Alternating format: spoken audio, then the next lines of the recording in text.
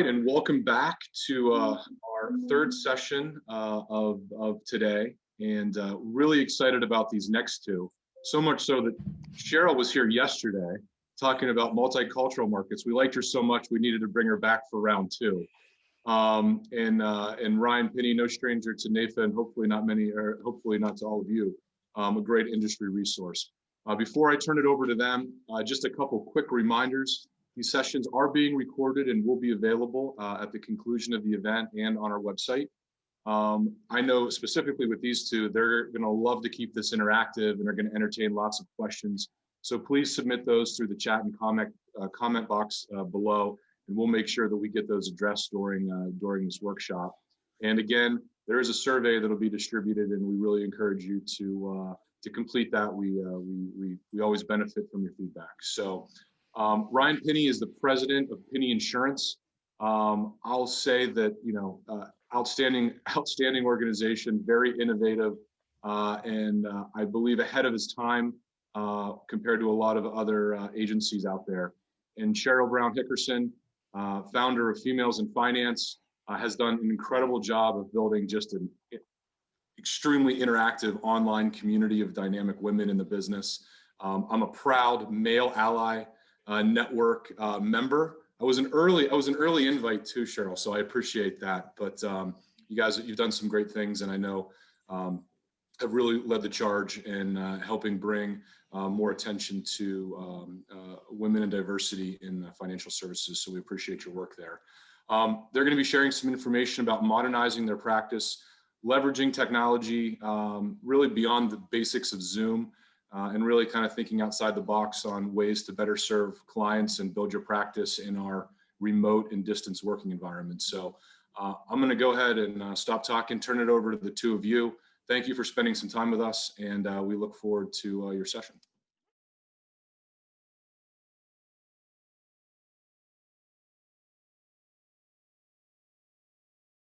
Thanks, Brian. Appreciate that. I think maybe Cheryl, if you'll let me, I think it's interesting. Cheryl and I have known each other for a number of years now and have been working closely with Females in Finance over the last few years. And what I find really interesting about Cheryl is that if you want to know somebody in our industry, just ask Cheryl. She knows everybody, it seems. And but we have very different I guess practices or approaches to practice sometimes and how we manage and do things. I tend to be a little more introverted, which is a surprise to many. Cheryl's a little more extroverted, which is probably not a surprise to anybody. But we both use technology in a really interesting way, and uniquely to ourselves, some of the things we do are just what we do, and they're not things that we see others doing. But they make a big difference in how we interact and communicate with each other. So, maybe Cheryl, I'd like to keep this really informal. I know you would too. Yeah. We love questions. So please, start them in chat if you have them. We definitely will take your questions and try to mix them into the conversation here. But I want to give Cheryl some credit where credit is due. Cheryl was actually the very first person who told me you need to get some lights. And I did do that. You did. And what I mean by that is if you look at our faces, we're both pretty well lit. And it's because both of us are using lighting behind our monitors, behind the cameras. Mm-hmm. And it's a really inexpensive way to kind of spruce up your Zoom or webinar or GoToMeeting or whatever you're using. It doesn't matter. The technology is all basically the same. And so that's probably one of my favorite little tips or tricks. It makes a huge difference if you have the right lighting in the background and you have a clean environment or something that is very personal. You'll notice that Cheryl and I both have unique backgrounds to us. It really reflects our personalities, and I think that that's a good thing. But you'll also notice that we don't have a lot of clutter. There's not, messy stuff behind us. There's not a lot of things. So just in talking about the interactive nature of Zoom, I'd love to hear what you have to say, Cheryl. I was just going to say, but you don't know what's in front of us, which could be complete chaos, but nobody sees that. And I have to say, so I appreciate the fact that you did, because your face used to be darker. and I'd be like, are you there, Ryan? Yeah, if you know, turn them off, it's amazing what happens when you turn off a couple lights. yeah, watch the You know, difference. look at the difference. So when we started quarantining, and I appreciate everybody listening in yesterday and inviting me to come back again today. I do want this to be interactive. So if you have questions about how do we do all of this stuff, ask. The very first thing for those who are working from home, which many are today, I'm going to give you some very basic of when I roll back to March, I felt like I filled in a lot of calls of, I got to work from home. What are you doing? If you're on Zoom and you don't know what all the buttons are within Zoom, please, for everything that is good and glorious in the world, do yourself, your staff, your clients a favor and familiarize yourself with it. For example, all right, so for everyone asking, no, my complexion is not this flawless. It is not. There's a setting within Zoom. So for every person right now who's on here, I told you this is interactive. Ryan and I, we know each other. Like Ryan, how many times a day would you say we talk to each other? This is the third time today. It So already, I mean, yeah. that's a pretty common day at times, Yeah. And whether it's physically talking in kind of a virtual world like this, or whether it's through text or chat or on the phone, maybe it's pretty much all, every day. So flawless complexions is if you go down into your little Zoom box, you're going to see where it says mute and your stop your video, that little chevron. If you actually click that, it's going to open up video settings, and I'm going to show you what the difference is. So this is me right now. There's one right there under video that says touch up my appearance, and I have it all the way over. So I'm going to take it off and you're going to see the difference. So let this reset for a second. And then that's me. So I'm a little older. Now, all of a sudden, my 9 grandkids are coming out, Ryan. Here they are. And then I decided, no. I'm going to save that look just for my husband, Daryl, and save that and give all of you a nice, fresh face. So if you don't know how to use Zoom, honestly, a 1 hour, if it takes 8 hours, whatever that investment time, don't think of it as sacrificing. I say this often. Sacrificing means you take something away. Investments means you're adding to. Invest the time to understand what all of those little buttons do, whether it's learning how to save chat, whether it's learning how to, spruce up your appearance, putting backgrounds, all the little things that you could be doing. This piece of technology is not going away. Right. And although I know, Ryan, you like to use Uber Conference for a lot of yours. And I would tell you that regardless, and I think Cheryl, you'd agree with this, regardless of which one of these chat platform or these video conferencing platforms you're using, learning the basics is one thing. Every one of us is probably at that point of basic familiarity with like how to turn it on and start a conference, but we're well beyond that. The fact that there are people who know how to do backgrounds and smooth out appearances and things like that really have become the front runners, right? And these are the people that you're competing against. And if you don't know those basics, it comes across in a virtual environment really, really fast. Yeah. And if you don't think you're in competition with others who are better at the technology than you are, well, you are, because you're in competition with people like me. And in a grand scheme of things, right, we're all in some sort of competition over clients and prospects and business.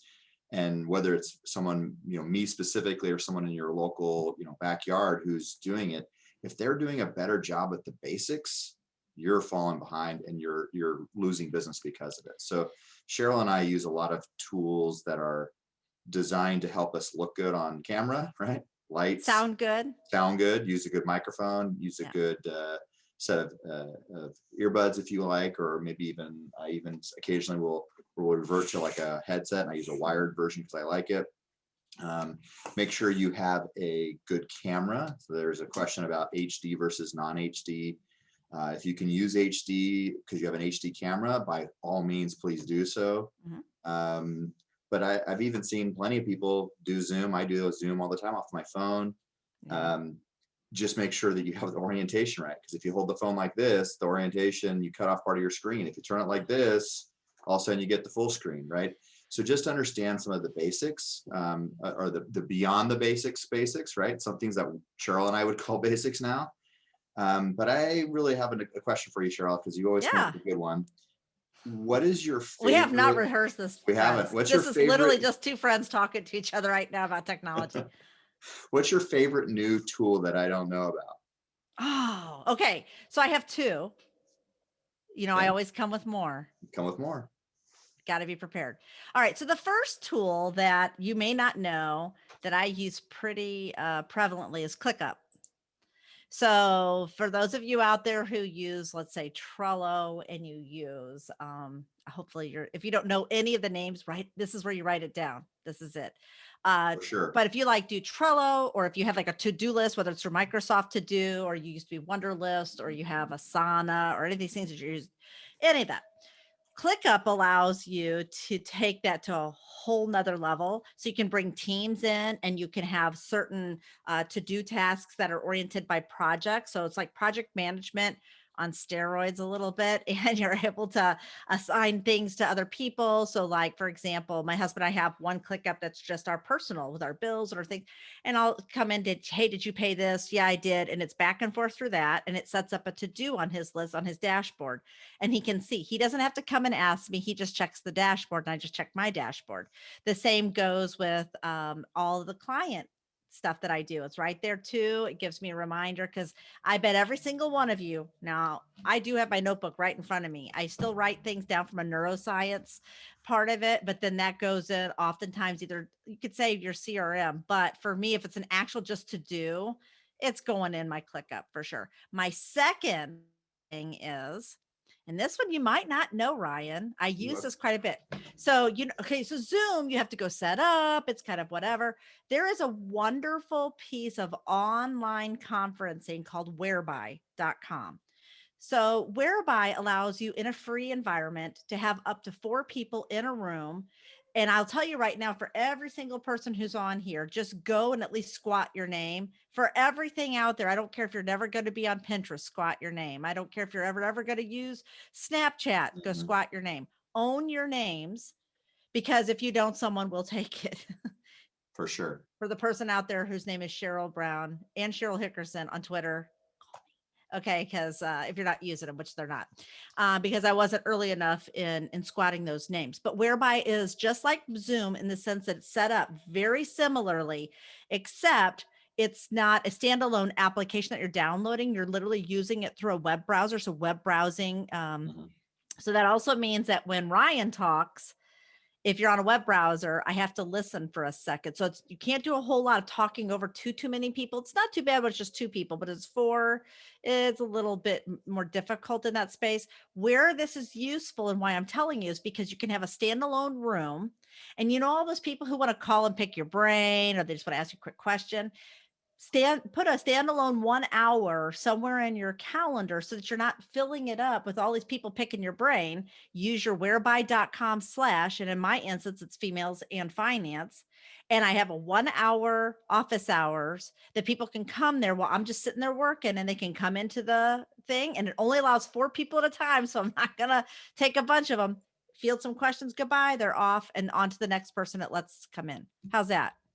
I love that idea. And I want to point out 3 things from a productivity standpoint that Cheryl just talked about. And I think with Whereby, if I remember right, you can actually expand or pay for the service and You expand the can. number of people you can get in there. I'm But all about free. It's yeah, scale. free is good. And for a lot of advisors, especially if you're new and you're Yeah. starting out, free is probably what you're looking at for a lot of these things. But what's nice about having an open, like office hours or open time to connect, is that you can drop that into things like social media. You can drop it into your emails as part of your subject line. I know a lot of people use Calendly or other calendaring services. Those are great, but this is a way to do it in a more informal basis. And what it allows you to do is, as Cheryl mentioned, you can sit there, you can be typing, doing whatever other work you're doing. And if no one shows up, great. You just happen to have the web browser open for an hour, no big deal. But if people do show up and ask questions, it's an easy way to communicate. It feels less formal, and it's kind of a drop in and ask some questions and then leave.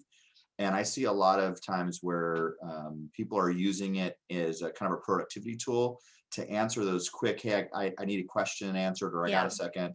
And I've even seen inside of offices where people are using that tool or similar to to basically create office hours for their employees. If you're, if you have a big staff, this is a great way to kind of create that informal office hours, especially if you're not in your office where people can come in and talk to you in person.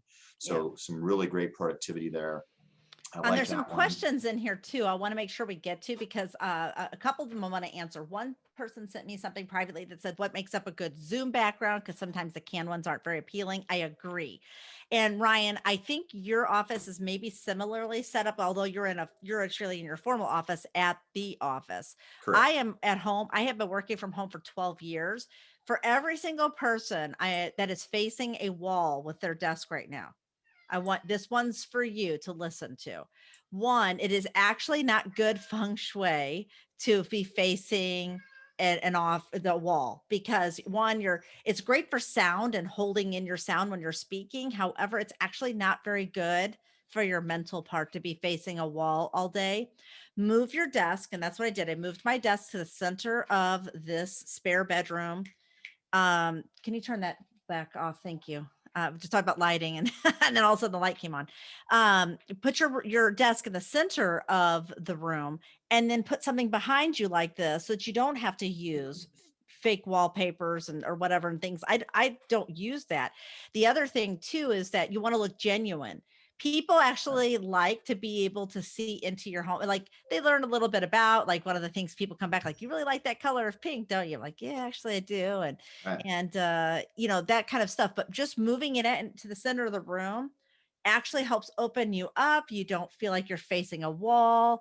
And the other thing I'm going to tell you too, real quick, when you're doing Zoom or anything else, the number one reason that people have Zoom fatigue that they've talked about out there is that they're watching themselves when they're talking versus watching the other person.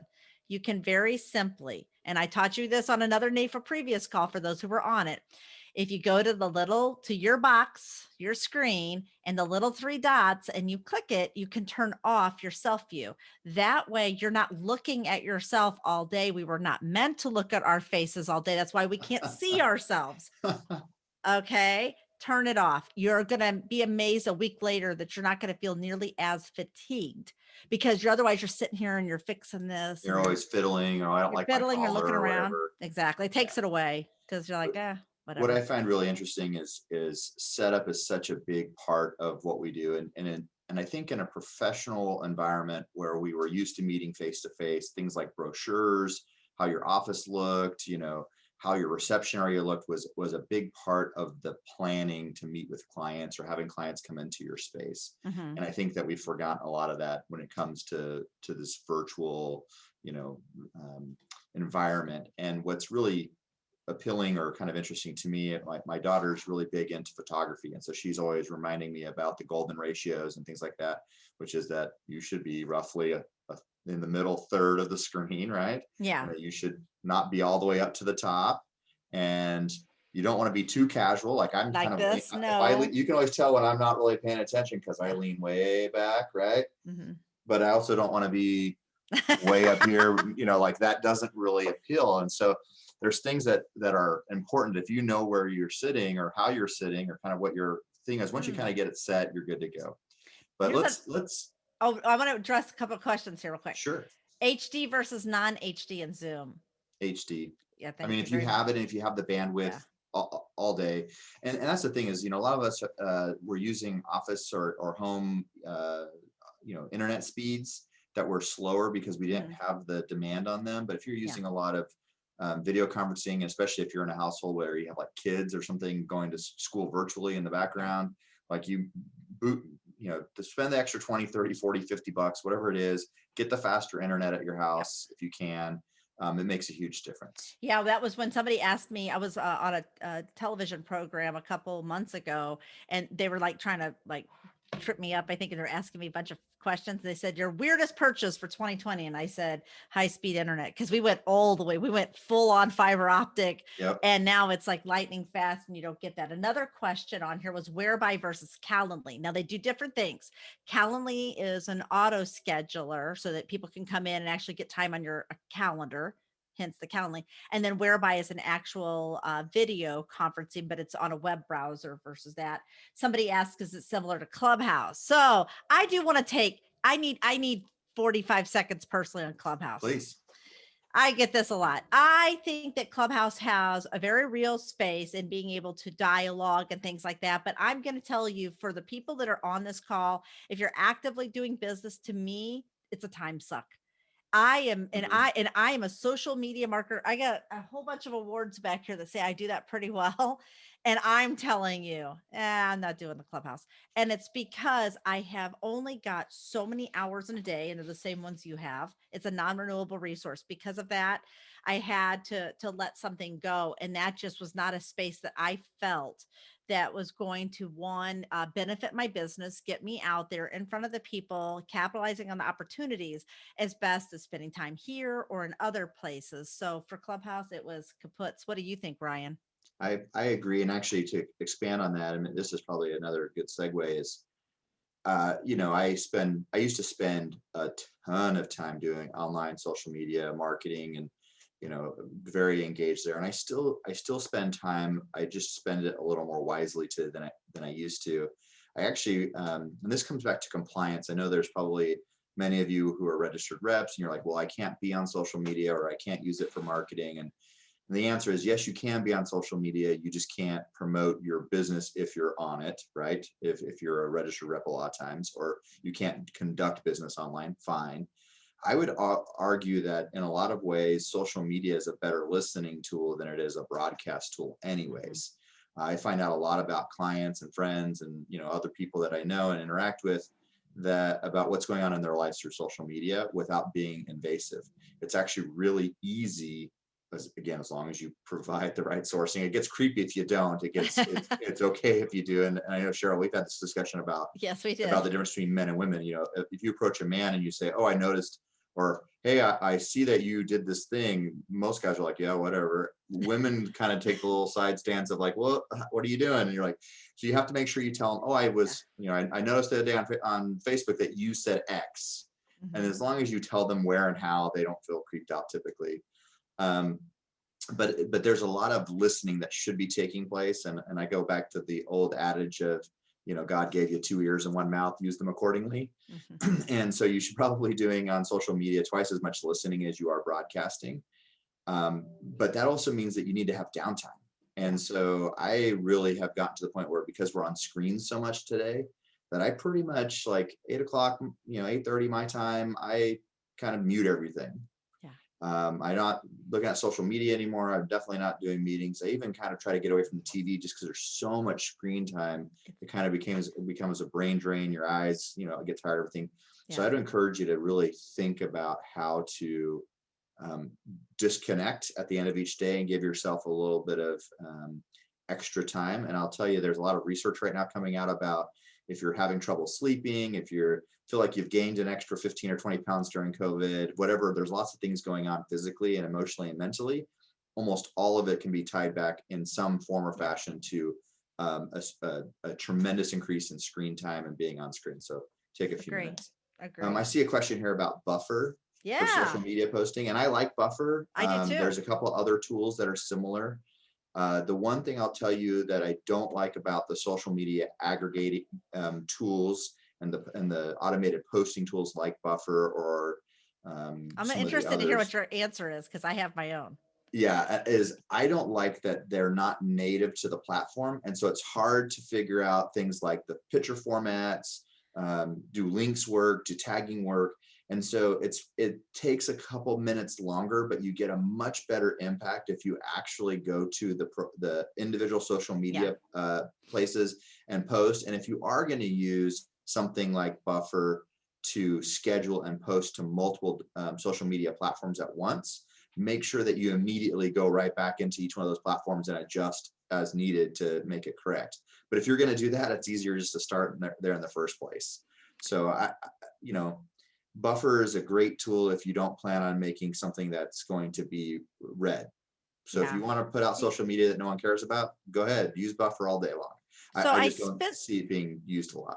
I spent time with the people at Buffer. I don't know if I shared this with you, Ryan, but I spent time actually talking to their development team because back in the day, because I actually had to speak on their particular platform Right. one time. And one of the things that people don't realize, that's good. I'm going to give you the good. I'm going to give you the bad, because I am going to echo something that Ryan just said. The good is Buffer's job is when you connect your social media accounts, which is so easier, user friendly. The UX is so good, okay, on it. But and it's easy to use, and I love all that, and I love the cost because you can use pretty much free up until whatever. But here's where the downfall comes into it, and they have shared this. The idea when they originally created it was it goes out, connects your account, and it figures out the exact time within a buffer of space that your audience is most active. So if your audience is active at Tuesday at 9:47 a.m., when you go to Buffer and post something, it will post it at that time. So it gets the most potential views on it. Where it doesn't make sense, and I've spent time at Facebook, LinkedIn, and Google. So LinkedIn and Google are besties. They're literally across the street from each other, Mountain View. Facebook's over there doing their thing, okay? But I will tell you, they've all three set well, especially for LinkedIn and Facebook, they said we actually ding third-party schedulers. We give it a lower Yep. priority because it wasn't an organic reach. Organic reach is when you actually post something in the moment, when you're talking in the moment. So like if I this morning there was a post, and I think if I tag Ryan in it and he sees it, those are live organic moments. They're definitely going to boost that up versus just something you scheduled, that whatever. So your most important things that you want to talk about, do not schedule. Actually make the time, put it on your calendar and say, I got to talk about this. This is important. And I know I would, you do some of that research too, Ryan. yeah, tons. And there's a lot about it. And actually we did a big comparison of our social media using aggregation and scheduling tools versus doing it manually. And we did kind of a 3-month run of both. And what we noticed with actually live posting, one is it happens organically. They can see that you're logged into the platform versus it coming through their API, which is basically electronic connection from Buffer to the social media platform. And because they know that you're actually in the platform in real time, they give a lot of priority. And we saw a huge uptick in our, both in the how many people were able to view and see our posts, but also in how quickly people interacted with it versus those that didn't. So scheduling is great if you're just trying to broadcast. But again, I kind of go back to the listen versus talk idea.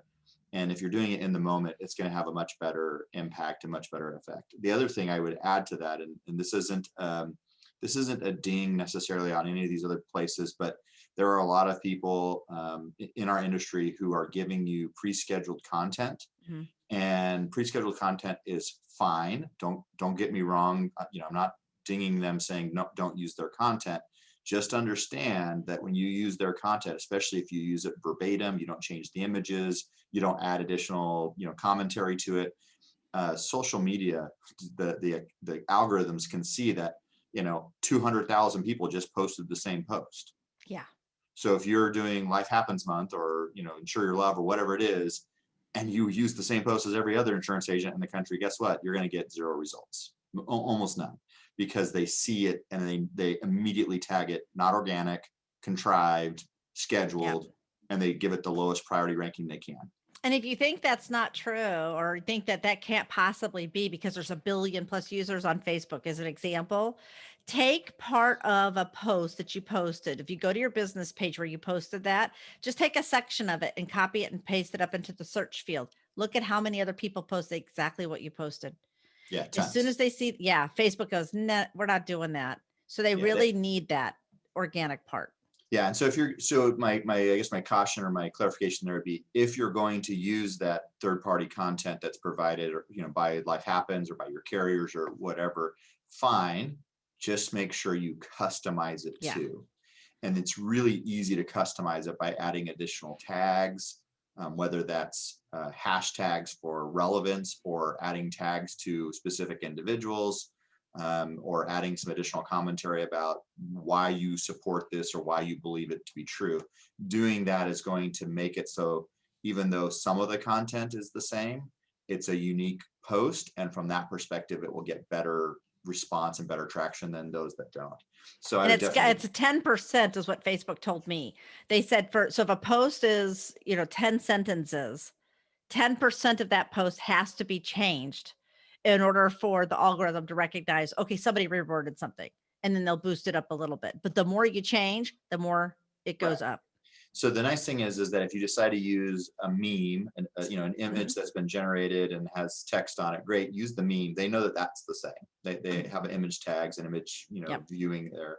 But then write your own, your own 3, 4, 5, 6 sentences on it. So I think that that's a good one. The other question I have for you, Cheryl, is, what if you or I were both just starting out in the industry and we didn't know anything and we hadn't been doing this for a long time, probably older than either one of our smoothed out faces would tell, right? Hey. What's the one tool that you would say you got to use? Oh, that's a good question. You didn't actually prep me for that. So the one tool that you would have to use. Okay, so first of all, the advice I give people is that 100% you have to be on LinkedIn.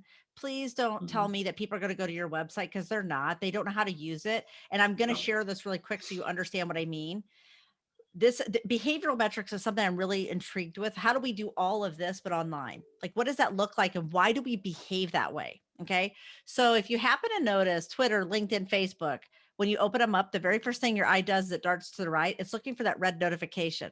And they've put them all there very specifically because they have you trained. Okay. Kind of like Starbucks, and to go in and say venti before you even get to the coffee, what it actually is. They want the size. They trained you how to say it. These platforms are training you how to behave. And that behavioral metric part is so true. And because of it, when presented with your website and LinkedIn, they're actually going to click your LinkedIn more often than your website because they know how to navigate. It's the path of least resistance. They've been taught. So please be on LinkedIn. And outside of that, I tell people that I want you to have a really good to-do list, whatever works for you. It happens to be ClickUp for me. But I would say outside of that, you need a good video program. Today anymore, people love to interact with it. I mean, it's great if we have pictures on there. I see a lot of pictures, but if you can actually say what you're going to say, and that's either through email, putting it on Facebook or LinkedIn or whatever, and with captioning, even better. One of the best places that I've been able to see, especially because it has already the talk to text feature built into it, would be StreamYard. You can go into StreamYard for free, although it'll have the little StreamYard logo up there, unless you want to pay the $20 or whatever, like I do per month, to take that off and put Females in Finance. But you don't have to if you don't really care. But you can actually go in and record, and it will do your talk to text when you download that, and it'll show up. So that's one thing I think is really quick. But I love Loom. So I don't want to say this without getting away without saying Loom.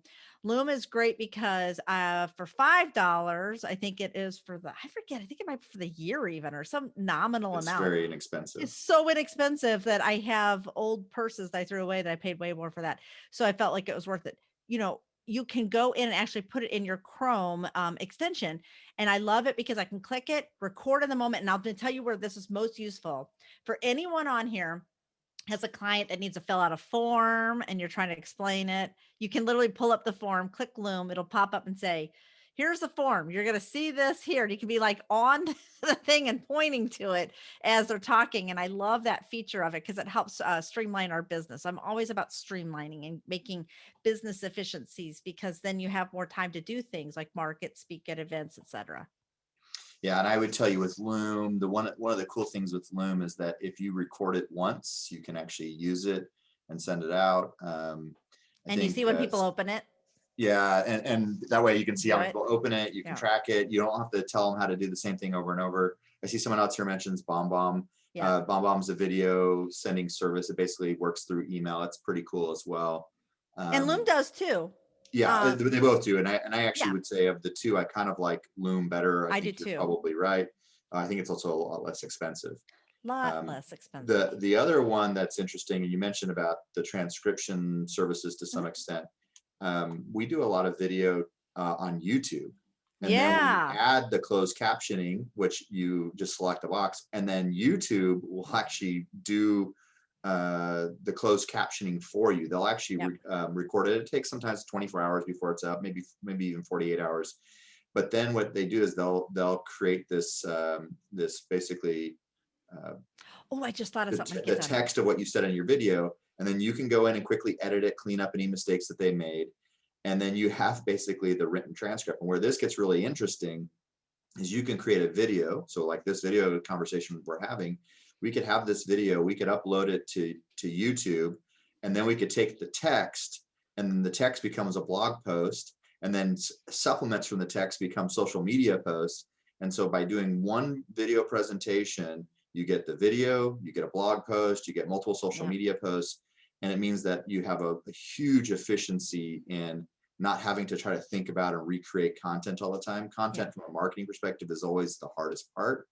And if you're able to leverage things like YouTube, who's going to do the transcription for you, and then you have the video, and you also can turn it into a blog post and social media post. Like that one piece of content that took you 45 minutes to do, all of a sudden became multiple things that generate traffic, visibility, questions, insight. And again, I understand like the compliance part of this. Not everyone can do everything we're saying directly, but you can use some of those tools to help you indirectly or behind the scenes. Like you can do that on YouTube. You can make it a private video. It never gets published, and they'll still do the transcription for you. So understand that you can still use those tools without having the compliance complexity of actually having to publish it. That's right. And with Loom, you're dropping it into an email and sending it, and it actually embeds in your email. One of the things I wanted to be certain I mention, for those of you who are copious note takers, like Ryan and I just showed you our notebooks that we had in front of us, one of the things that you could be doing to help, you know how when you're listening to somebody and you're writing it, but then they said something else, you're like, oh, I wish I just caught what they just said. Here's how you this is what I do at least. So for example, I have a spare laptop that I will open up to a Google Doc, and you can do this in Microsoft too. And Ryan's already nodding his head. And so important meetings, what I will do is I'll actually set it up to do talk to text. While they're talking, it's taking all my notes for me. Did you guys know? Put a comment down there if you already knew that, or if you thought that is tight. I didn't know that it did that, because now I'm not dependent on my human brain to only catch a little bit. You're catching now everything they've said. And so you're not taking a video of them, and it's not a voice recording of it. So you're not breaking anything there. I want to make very clear on this. It is a Google Doc or a Word doc. And it's literally, I'd have to go back and get you the controls for each one of them, because I just know how to do it when I pull it up. But let it, put it on, put your Zoom on, and let it take the notes for you, so you can sit there and listen and take down the things that are important, but you didn't miss everything. Because trust me, the talk to text feature on it is so incredible and catches everything. Then I can go back and go, that's what they said. I thought they said their daughter's name was Diana and it's Denise or something. Like, you're getting it right, because I'm going back to the notes. Yeah, and I actually use something similar. This is on my phone. I use the Google Keep Notes. Yep. And they used to just call it Google Keep, but now they call it Keep Notes. And what's really great about this is that if you're using a transcription service or some sort of note-taking service where they take your voice note and convert it to a written format so you can drop it in a client file in your CRM, and you're paying a lot of money for that, get this. It's free. It's really, really good. They give you a transcription and the voice recording. You can share them with people, you can drop them, you can export them into something else, and you can do it on your phone. So a lot of times if I know I have something where it's going to be compliance driven, or I need to document the conversation, I just will bring my phone in and ask them if I can use, if I can record it, and I put it right down in front of us, between us, hit the record button, and do that. It's called Google Keep Notes. Yeah. It's a little yellow icon with like a light bulb in it. It's a fantastic tool. It works really, really well. Yep. And the fact that you can also make checklists from it and other things is really cool too, because you can actually take the conversation, the notes, the recording of it, then create a checklist, and then you can share it with the customer or the client. So both of you are on the same thing. So you actually have the recording of the call, the transcription of the call, and then a checklist from the call or from the meeting that you had, all in one place. Love that tool. Probably one of the best efficiency tools that you can use really quickly. I will point out, as we're kind of wrapping up time here, that Cheryl and I both talked about a lot of tools that are about efficiency. And probably too many. But I'm going to ask myself the same question of, if I was new and starting out, what would I do? I would tell you that you have to have a CRM. Today, if you don't have a CRM, I'm not really sure you're in business. You're just playing. At least that's my perspective. Because there's no way that you can do the compliance piece of what our industry requires, whether you're a fiduciary or just a best interest standards. To me, it doesn't really matter. They're headed the same way. We're eventually all going to be under probably that fiduciary standard. And there's no way you can manage the relationship with your client well. That is it Denise, or did she say whatever? Like, if you don't know the names of your kids, if you don't have some sort of way to tag and track them and to interact with them or to keep notes about what happened, if you don't have one centralized place to do that, you're losing so much time and so much efficiency, and you're really missing out on sales opportunities. The reason Cheryl and I can spend so much time on things like social media or playing with some of these other tools and figuring out if they're process improvement or enhancement tools that we can actually leverage in our business is because a lot of our business runs on an automated basis because our CRMs have already been configured and set up to help us be efficient. So I think for me, the number one tool, if I was in the industry today trying to modernize, or if I was just getting in and newer and not really sure what to do next, spend a little bit of money, get a good CRM. I could probably tell you some that are out there, but it's a little bit different if you're a PNC agent, if you're a life-focused agent, life and annuities, or if you're more of an investment advisor. There's different ones for each of those categories. Unfortunately, there's not one universal do-it-all tool today, but I think in the next couple of years, you'll probably see something like that finally come around. But pick the one that's specific to your niche or that's specific to your primary focus in the industry, and then learn it and then use it. Because if you do that, it is an uphill learning curve. It's like learning any other new skill. It takes you a little time to get started, but once you do, it will make your life so much better. Agree. One of the questions I get, they're like, how do you do all this? Like, you got this and you did it. And I'm like, because I have business efficiencies built in. And I just want to be very transparent to every person here. I do not have an assistant. So everything I'm telling you, I'm doing. I don't have an assistant that does this. I do this stuff. And it's because it just makes it easier. I want to hear, I know one of the questions on here was, how does audio get to Google Docs? And for that question, I was going to answer it, but I'll just answer it here in case anybody else is curious, because your laptop or whatever has a microphone built into it and it's listening. Trust me, everything's listening. Everything, your phone, Alexa, the whole nine, they're listening. So when I turn that on, I literally do the control feature to get it going. When the meeting starts and it's dictating, it's listening through the microphone on that. I hope that makes sense. Yeah. And so, the nice thing about these tools, like I said, they're really just designed as efficiency tools. Yep. I think if you're serious about being in this industry, and I've used this analogy before, a lot of us, I think, play at being advisors. And I don't mean that to be insulting, but just we play at it. We don't practice. And if you're not practicing, if you're not improving, if you're not practicing your sales pitch and you're not looking at process improvements and stuff, it's really hard to be consistent and to be successful long-term in our industry. So, take the time, learn the tools, and start with one. Don't do them all at once. I mean, we mentioned, 20 tools on here today. Don't try to learn all 20 today, or even this week, or even this year. Pick one or two that you go, that's interesting, and I can see how I would use that, and then dive into it, figure it out, make it part of your process, and build it in. I do see a question here about CRM. Any CRMs at the top of your list, or your opinions. Look, I guess if I'm going to say it this way, if you're a life person, I will tell you what the one I use. I do life insurance and annuities, and I don't do any investments. I have a PNC agency. Yeah. On the PNC agency side, we use Applied or TAM. It's one of the big ones. On the life insurance side, we use a platform called Insurio. If I was an investment advisor, I probably would go look at either Redtail or maybe Juncture. Juncture is about 10 times the cost, but it does about 20 times the stuff. So you have to kind of weigh that out. And if you're looking for planning software, you're probably going to go to the big ones, Money Guide Pro or eMoney. Look, the reality is it's not hard to figure out what tools are out there and to figure out what others are doing. Ask your peers, ask your contemporaries what they like. Take a look at 2 or 3 of them and figure out which one's the best fit for you, because they all have their pros and cons, right? Um, Yeah. if you think that there's a one size fits all solution, there's not. I mean, we mentioned 6 different ways to record video and transcription stuff just in a few minutes. If we talk about video conferencing, there's Zoom, Uber Conference, GoToMeeting, WebEx, Microsoft Teams, and I probably have forgotten a whole bunch more, right? And so just understand that there's a lot of these things that make it so that you can do these